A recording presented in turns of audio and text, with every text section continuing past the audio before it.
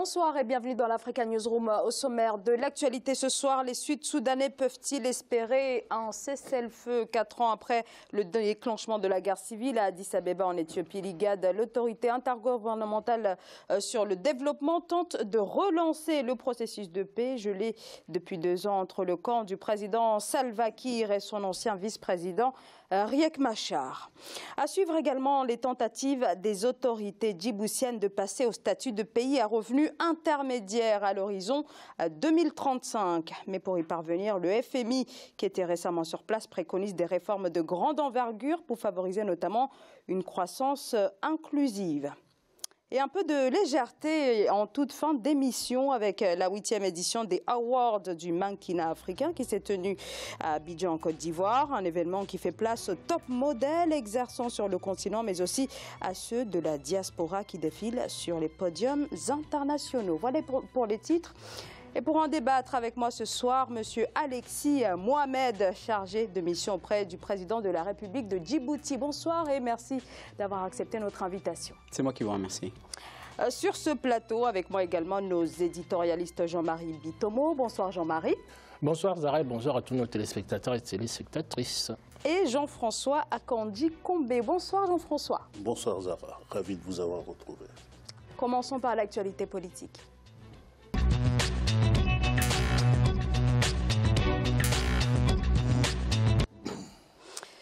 Un conflit oublié et pourtant il continue de faire depuis 2013 des centaines de milliers de morts et des millions de réfugiés. Il s'agit d'une guerre sur fond de rivalité politico-ethnique entre le président Salva Kiir et son ancien vice-président Riek Machar. Pour y mettre fin, un accord de paix a été signé en 2013 au Soudan du Sud. Mais de la paix, il n'en est rien. Le processus est toujours au point mort. L'IGAD, un bloc régional est-africain, tente de relancer les pourparlers. Richard Mboué. Les dirigeants de l'autorité intergouvernementale pour le développement, IGAD, militent pour la paix au Soudan du Sud. Le regroupement régional de 8 pays d'Afrique de l'Est tient un sommet à Addis Abeba en Éthiopie dans l'optique d'accélérer la mise en œuvre de l'accord de paix signé en 2015. Au cours de cette rencontre, les parties belligérantes au conflit dans le pays sont appelées à retourner à la table des négociations.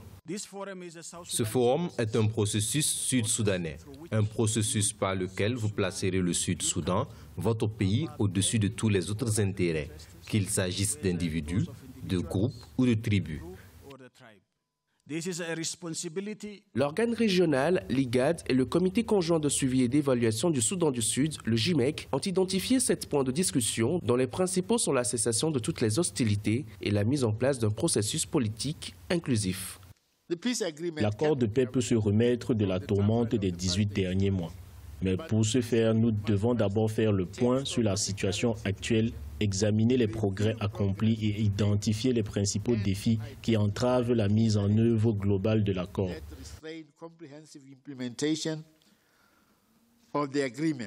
Indépendant en 2011, le Soudan du Sud est plongé dans une situation politique, sécuritaire et économique précaire qui ne favorise pas la mise en œuvre de l'accord de paix de 2015. Ce forum devra ainsi contribuer à relancer le processus de paix.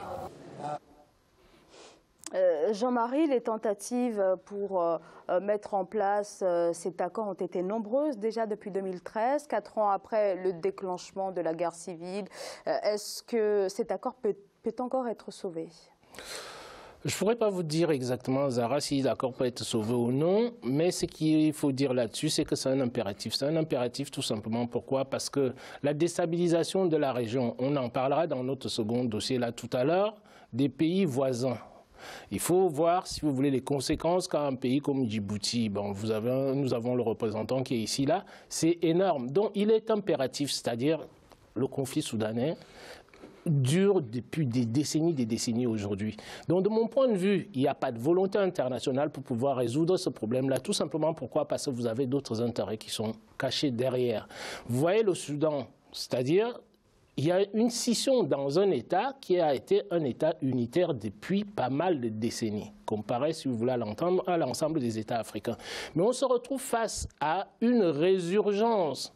Déjà même que le conflit n'avait pas été éteint en tant que tel, à l'intérieur du Soudan, quand vous avez des puissances étrangères qui viennent maintenant vouloir pousser à la scission de cet État-là. Comment voulez-vous stabiliser le système politique d'un État comme celui-là?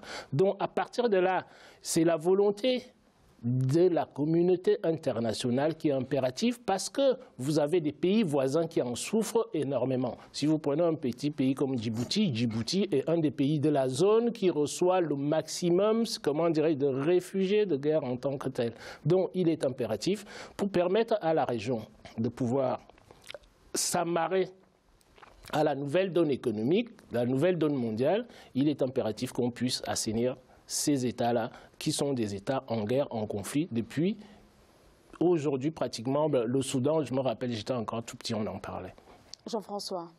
Oui. Le Soudan du Sud, force est de constater qu'il n'a pratiquement jamais existé comme État malgré la sécession. On est entré immédiatement dans un tourbillon délétère, mortifère, etc. Et la première réflexion que j'ai envie de faire, c'est que les pères des indépendances africaines, en particulier l'Organisation de l'Unité africaine, étaient bien inspirés de sagesse de poser ce principe de l'intangibilité des frontières issues de la colonisation. Il y a des tentations encore aujourd'hui dans beaucoup de pays, y compris des pays environnants, la République centrafricaine par exemple, pour ne citer que cet exemple, mais aussi le Cameroun, des tentations sécessionnistes qui se manifestent ici ou là. Le Soudan du Sud doit servir de contre-exemple. C'est des exemples qu'il ne faut pas suivre. Ensuite, maintenant sur la question de la stabilisation, on a tout essayé depuis 2013. On a essayé la médiation, on a tenté l'humanitaire, mais la situation est une situation dramatique. On peut en parler sur le plan macro-politique, mais ce sont des personnes qui meurent tous les jours, des familles qui sont détruites, des villages qui sont déstructurés, une économie qui n'existe absolument pas, des gens qui meurent de faim, qui errent comme ça. Et en attendant, nous avons des hommes politiques qui sont censés conduire le destin de ces populations-là, qui sont bien lotis, qui jouent un petit jeu entre eux, contre leur propre peuple. À mon avis, en tout cas moi je me permettrai de dire ici que de mon point de vue, ce n'est pas l'IGAD qui va apporter la stabilisation. La première stabilisation dont a besoin ce pays, c'est une stabilisation militaire. Au point où on en est, depuis 2013, je ne suis pas sûr que cette forme de négociation politique puisse aboutir encore, parce que les deux protagonistes que vous avez cités tout à l'heure ne sont vraiment pas prêts à se mettre autour d'une table et à s'entendre. Et ce n'est pas par des petites pressions diplomatiques qu'on va y réussir. Il faut que l'Union africaine imagine une solution, quitte à ce que ça soit la première, solution militaire de stabilisation. Après cette stabilisation, les politiques s'installent et discutent. Vous avez parfaitement raison, hein, si je puis me permettre. Il est essentiel aujourd'hui que l'on puisse envisager réellement, et notamment sur le long terme, la stabilité, la paix, en tout cas dans cette région-là. Il est vrai que beaucoup de pays en souffrent, d'autres pourraient en souffrir, notamment quand nous voyons également les conflits ou la guerre en Somalie, les problèmes également avec l'Érythrée, etc. Un peu également les problèmes actuellement au Kenya. Donc il faut à un moment donné réfléchir, à mon avis, d'arrêter cette espèce d'hémorragie d'instabilité dans la région. Vous avez parfaitement raison, tous les deux, hein, je vous rejoins parfaitement là-dessus, parce que d'autant plus quand on parle, puisqu'on parle de l'émergence aujourd'hui du continent africain, je pense que ça doit, cette région-là doit être vraiment un exemple, en tout cas, de stabilité pour permettre finalement un peu que l'économie et le développement aillent mieux. Est-ce qu'il ne faudrait pas quand même revoir cet accord de paix? Donc on l'a dit, il a été conclu en août 2015, mais quand même sous la pression de la communauté internationale, c'est même cette même communauté internationale qui l'a rédigé sans la prise sans que les belligérants finalement en fassent véritablement partie. Est-ce que c'est pas ça le problème finalement? C'est pas le nœud du problème? Écoutez, moi les réformes l'accord en tant que tel, je n'ai pas du tout connaissance, mais néanmoins de façon générale, comme vous le disiez, en premier lieu, je pense dans les cas de la stabilité de cette région-là, va de la responsabilité justement de l'Union africaine, avant de parler justement des Nations Unies, etc. Je pense que c'est un problème purement africain. Je pense aux Africains également d'avancer les solutions pour arriver à stabiliser en tout cas cette région-là.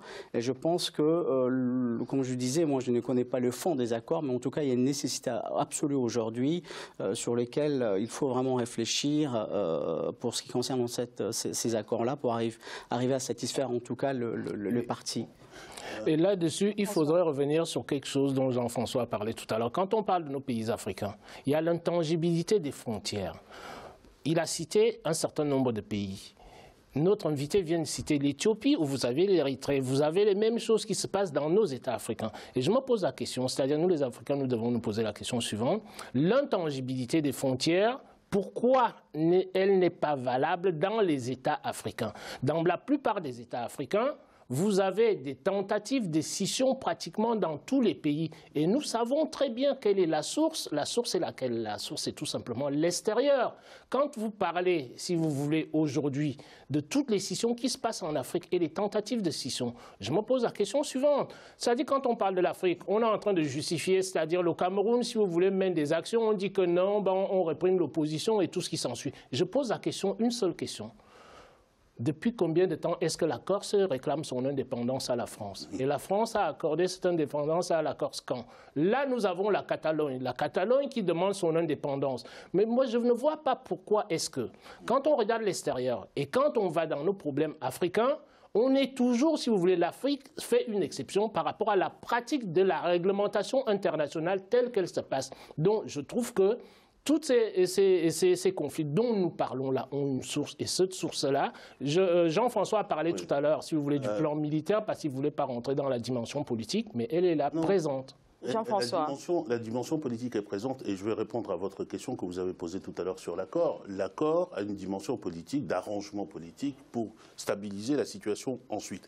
Mais là où je reviens à ma solution militaire, c'est qu'on ne signe pas un tel accord, ou en tout cas on ne promeut pas la signature d'un tel accord sans être conséquent avec soi-même. Le premier élément de cet accord, c'est le cessez-le-feu.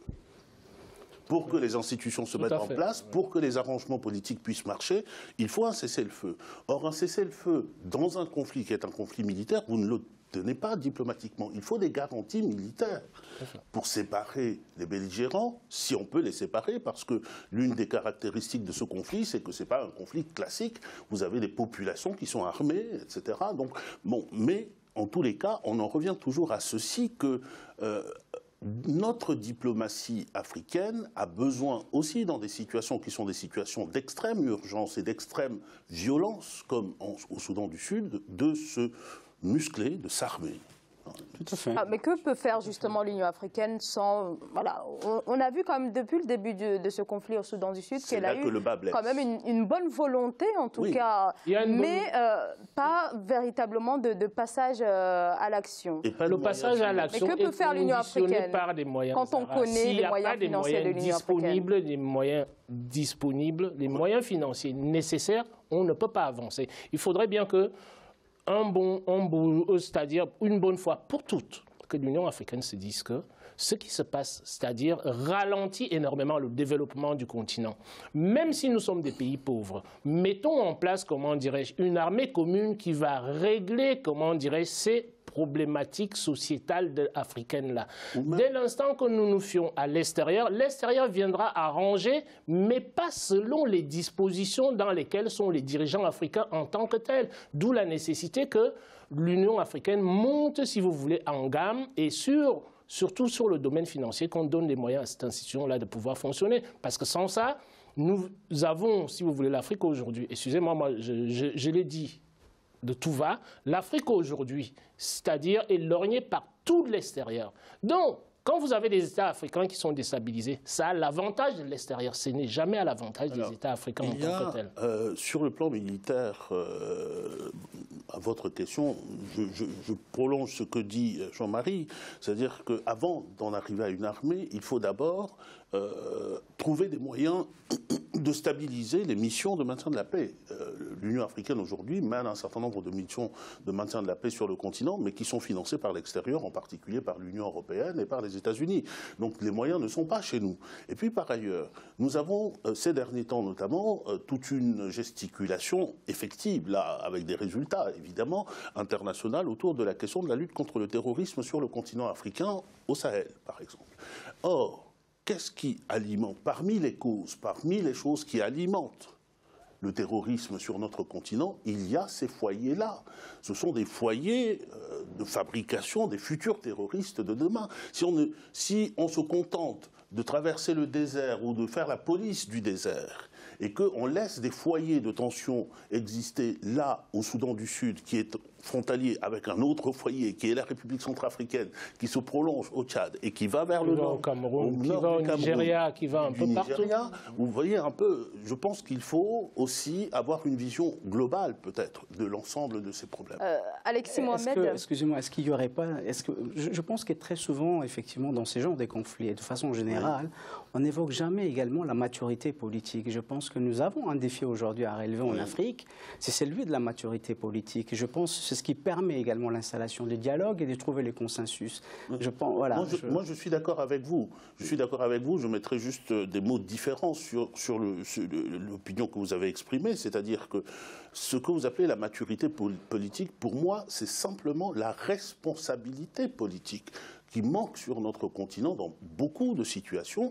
Cette responsabilité politique et la maturité politique, c'est de dire et d'agir comme quelqu'un qui est là pour faire le bonheur de son peuple et qui n'est pas là pour se servir lui-même et se servir de son peuple, y compris comme bouclier humain. Tout à fait. Alors, on va marquer une courte pause. Restez avec nous pour la deuxième partie de l'Africa Newsroom. À tout de suite.